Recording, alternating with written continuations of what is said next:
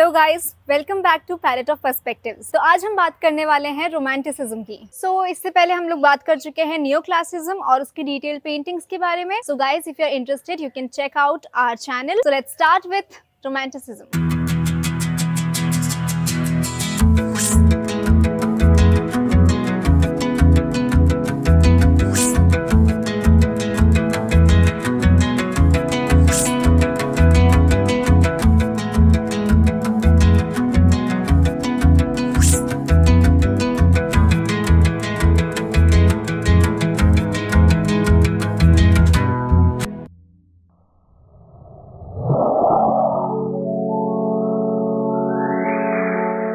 There's this quote by Charles Baudelaire, a famous French poet, that romanticism is precisely situated in neither choice of subject nor in exact truth, but in a way of feeling.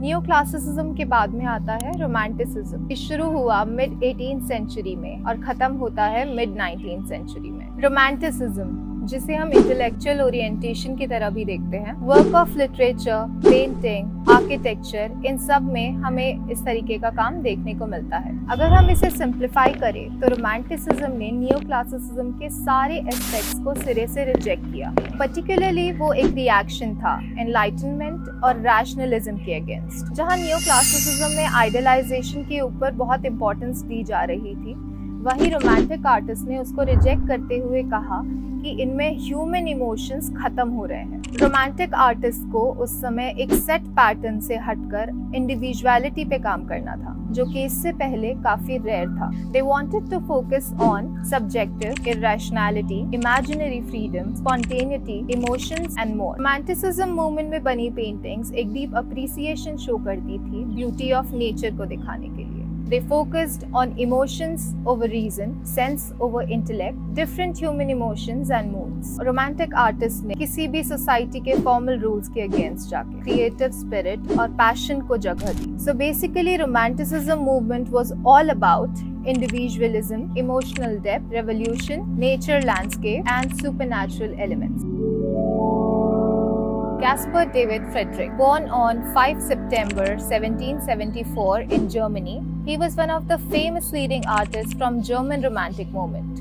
उनके काम में हमेशा vast, mysterious, atmospheric landscapes और Seascapes दिखाई देते थे, जो कि इंसान की हेल्पलेसनेस एस्टैब्लिश करते हैं फोर्स ऑफ नेचर के अगेंस्ट। उन्होंने अपनी पढ़ाई कोपेनहेगन एकेडमी से पूरी की। हालांकि वहाँ पर पेंटिंग सब्जेक्ट अलग से मौजूद नहीं था, फिर भी उन्होंने डिफरेंट आर्टिस्ट, राइटर, लिटरेचर के जो फेमस आर्टिस्ट हुआ करते थे, उनके अंडर रहकर उन्होंने बहुत सारा काम सीखा, लिटरेचर में इंटरेस्ट लिया। उनके काम में एक ओवरवेलमिंग सेंस ऑफ स्टिलनेस और आइसोलेशन देखने को मिलती है, जो कि पुराने तौर तरीकों को रिप्लेस करने का अटेम्प्ट था। आगे जाकर उन्होंने काफी सारे लैंडस्केप्स बनाए, जिसको हम ऑब्जर्वेशन और इमेजिनेटिव रिस्पॉन्स दोनों का नाम दे सकते हैं। His one of the most famous work was The Wanderer Above the Sea of Fog. तो अब बात करते हैं one of the most important artist of all time, Francisco गोया। तो उनका जन्म 30 मार्च 1746 में स्पेन में हुआ। गोया रोमांटिसिज्म के बहुत सारी थीम्स को अपने आर्ट में लेकर आए। तो बेसिकली ह्यूमन इमोशंस पे बहुत फोकस करते थे, जो कि रोमांटिसिज्म का सबसे बड़ा ट्रेट था। उनकी ब्लैक पेंटिंग्स जो उन्होंने अपने घर की दीवारों पर बनाई, वो रोमांटिसिज्म का एक एक्सट्रीम एग्जाम्पल है। वो पेंटिंग्स काफी इंटेंस और पर्सनल है। गोया एक ऐसे आर्टिस्ट थे जिन्होंने सिर्फ रोमांटिसिज्म को फॉलो नहीं किया, उन्होंने इसे एक नई डायरेक्शन दी। उन्होंने फीलिंग्स और इमेजिनेशन को तो दिखाया ही, लेकिन इंसान के डार्क साइड और सोसाइटी के प्रॉब्लम्स को उतनी ही डिटेल से अपनी पेंटिंग में शो करा। उनका यूनिक स्टाइल और पावरफुल इमेजरी उनको रोमांटिसिज्म का एक बहुत ही इम्पोर्टेंट और इन्फ्लुएंशियल आर्टिस्ट बनाती है। गोया की आर्ट रोमांटिसिज्म से जुड़ती है और उसके बावजूद भी अपना एक इंडिविजुअल स्टाइल मेंटेन करती है। उनके कुछ फेमस आर्ट वर्क्स में से हैं the 3rd of May, Saturn devouring his own son और उनकी ब्लैक पेंटिंग्स। फ्रेडरिच और गोया के अलावा भी काफी सारे ऐसे आर्टिस्ट रहे जिन्होंने रोमांटिसिज्म मूवमेंट में एक मेजर रोल प्ले करा। JMW Turner, Eugene Delacroix, William Blake, John Constable, इन जैसे कई सारे आर्टिस्ट ने रोमांटिसिज्म मूवमेंट में एक इम्पोर्टेंट रोल प्ले किया।